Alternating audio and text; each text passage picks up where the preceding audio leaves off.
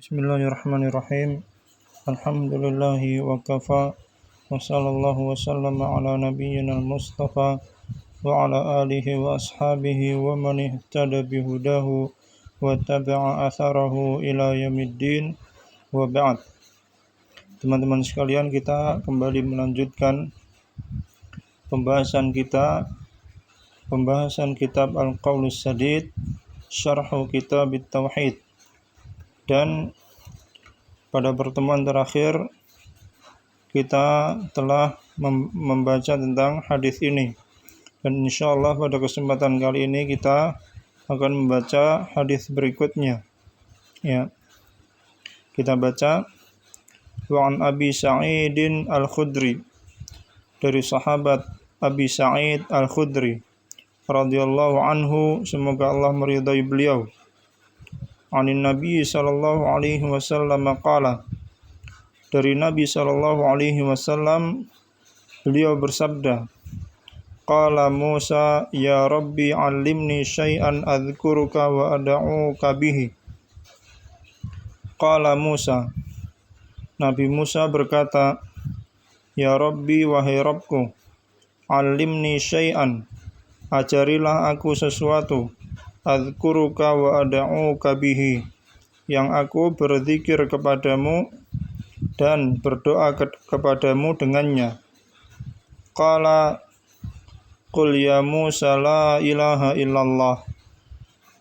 Qala, Allah berfirman, qul ya Musa, katakanlah wahai Musa, la ilaha illallah, tiada sesembahan yang berhak disembah dengan benar kecuali Allah.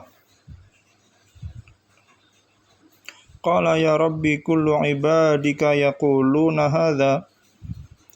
Maka Musa berkata, wahai ya Rabbi, wahai Rabbku, kullu ibadika, setiap hambamu, yaquluna hadza, mengucapkan ini, ya, mengucapkan la ilaha illallah tersebut.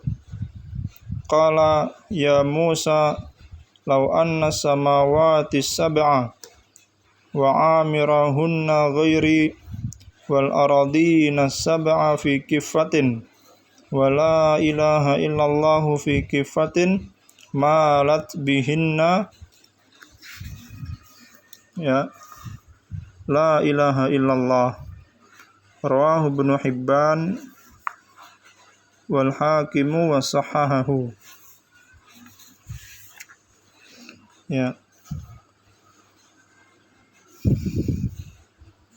Qala, Allah Subhanahu wa ta'ala berfirman, ya Musa, wahai Musa, law anna samawati sab'a, seandainya langit yang 7, wa amirahunna ghairi, dan apa yang ada di dalamnya selainku, wal aradina sab'a fi kifatin, dan bumi yang lapis 7 di sebuah daun timbangan. Fi kifatin, itu kifah itu daun timbangan. Ya, kalau kita melihat timbangan, teman-teman sekalian, itu kan ada dua sisi. Ya, ada dua sisi. Ya.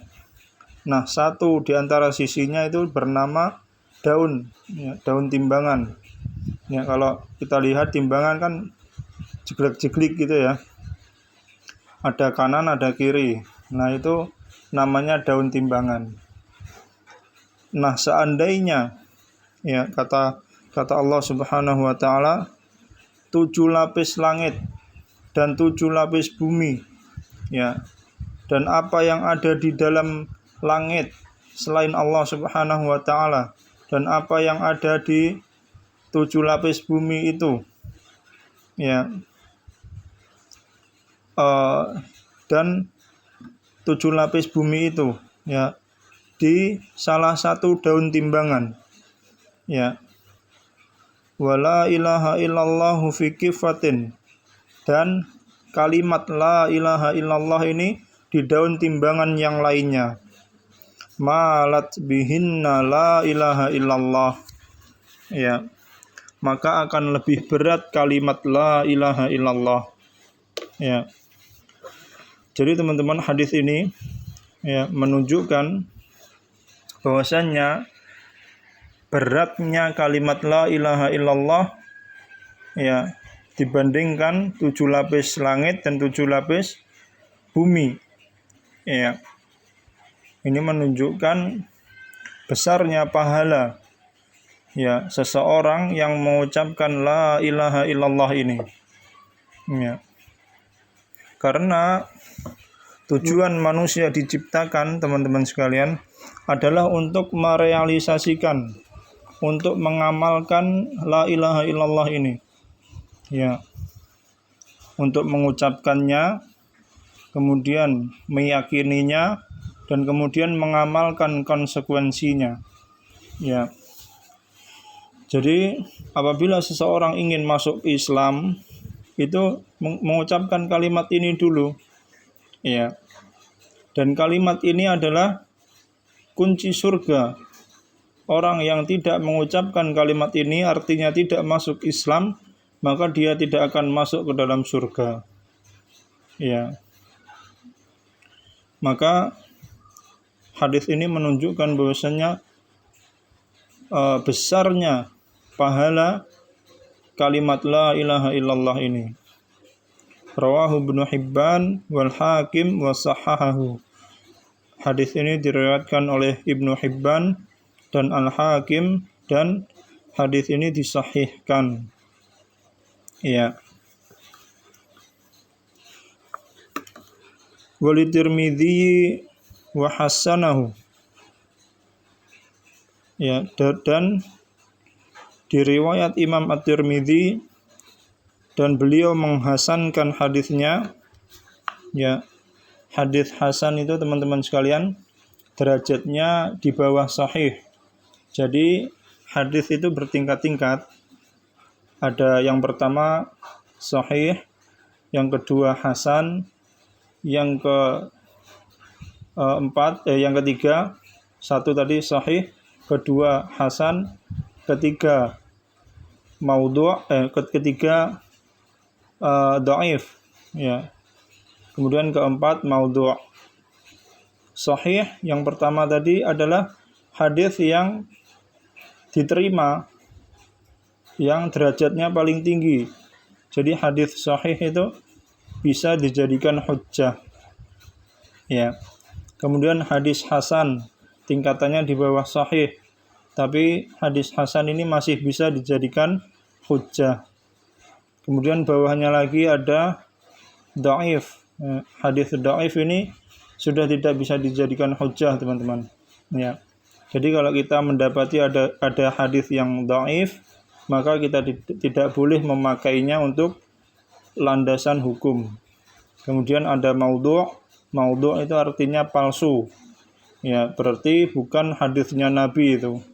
Kalau maudhu' berarti tidak boleh sama sekali digunakan untuk landasan hukum. Ya. Wa an Anasin radhiyallahu anhu, dari sahabat Anas ya radhiyallahu anhu, semoga Allah meridhai beliau. Sami'tu Rasulullah sallallahu alaihi wasallam yaqul, kata sahabat Anas, aku mendengar Rasulullah sallallahu alaihi wasallam bersabda.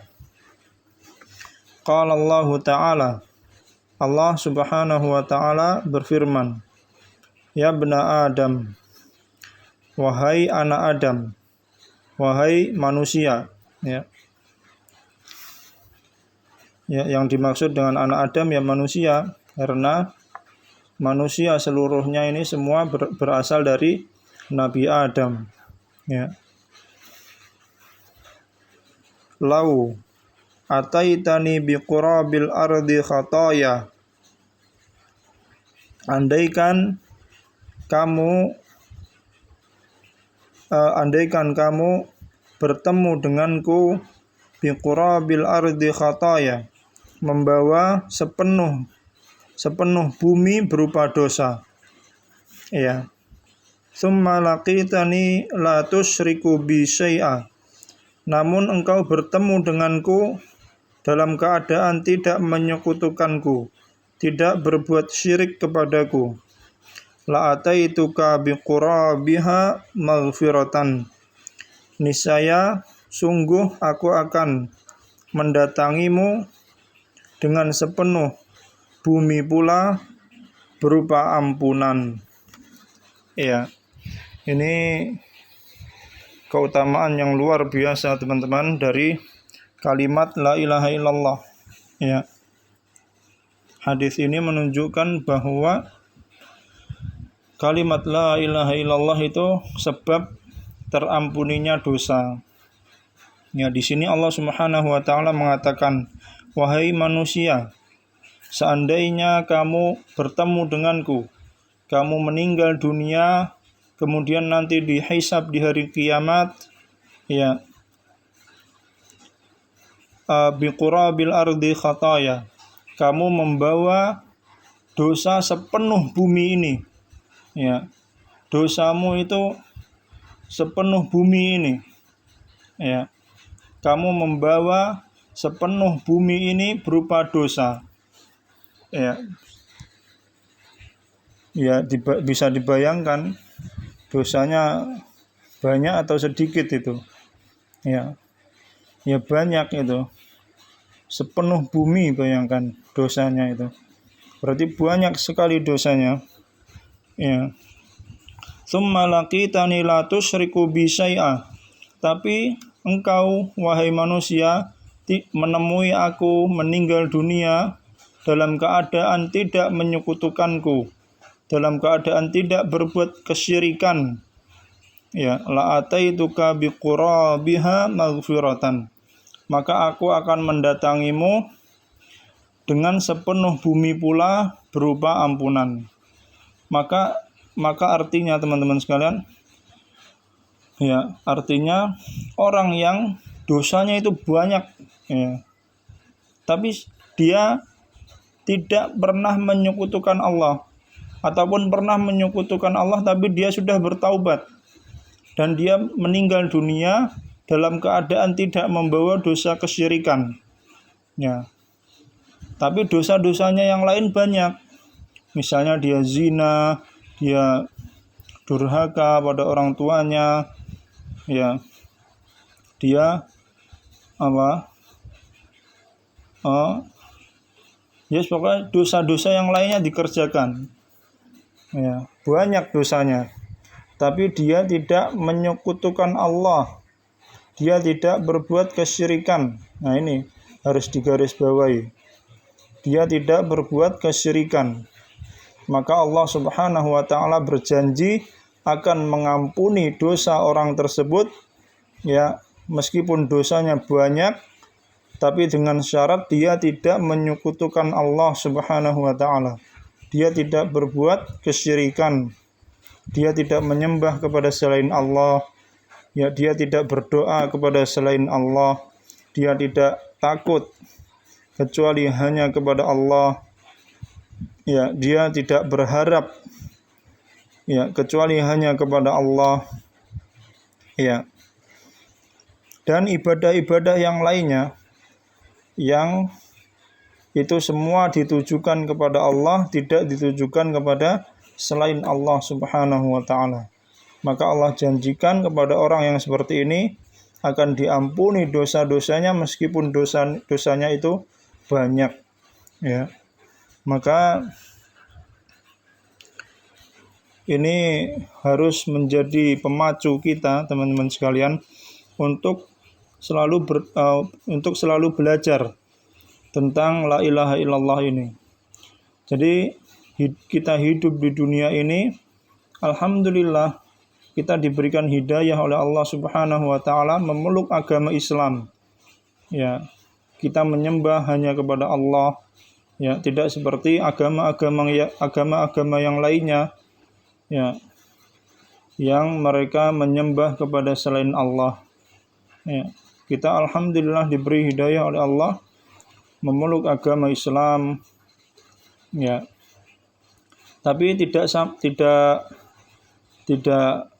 cukup sampai situ, teman-teman sekalian. Kita harus terus belajar tentang la ilaha illallah ini sampai kita diwafatkan oleh Allah Subhanahu wa taala. Belajar bagaimana cara meyakini la ilaha illallah ini. Nanti insyaallah kalau ada kesempatan kita akan sampaikan. Kita akan jelaskan dan bagaimana kita caranya merealisasikan la ilaha illallah ini dalam kehidupan kita sehari-hari, agar kita benar-benar menjadi hamba yang meninggal dunia membawa kalimat la ilaha illallah, sehingga kita dijanjikan oleh Allah Subhanahu wa taala masuk ke dalam surga dan diampuni dosa-dosa kita. Dan kalimat la ilaha illallah ini tidak cukup, teman-teman, hanya diucapkan saja. Tidak cukup, melainkan harus diyakini dan juga diamalkan dalam kehidupan sehari-hari. Maka hal tersebut perlu belajar. Kalau kita tidak belajar, maka kita tidak akan bisa meyakininya, mengamalkannya. Bagaimana kita akan meyakini? Bagaimana kita akan mengamalkan? Sedangkan kita tidak tahu tentang hakikat la ilaha illallah ini. Maka kita harus terus belajar, teman-teman sekalian. Karena keutamaan la ilaha illallah begitu besar, maka seyogyanya menjadi pemacu kita untuk terus belajar tentang kalimat yang mulia ini. Baik, insyaallah sampai sini dulu pembahasan kita kali ini. Insyaallah ta'ala kalau ada kesempatan kita lanjutkan pada bab berikutnya. Kita tutup dengan doa kafaratul majlis. Subhanakallahumma wa bihamdika asyhadu an la ilaha illa anta astaghfiruka wa atubu ilaik. Wassalamualaikum warahmatullahi wabarakatuh.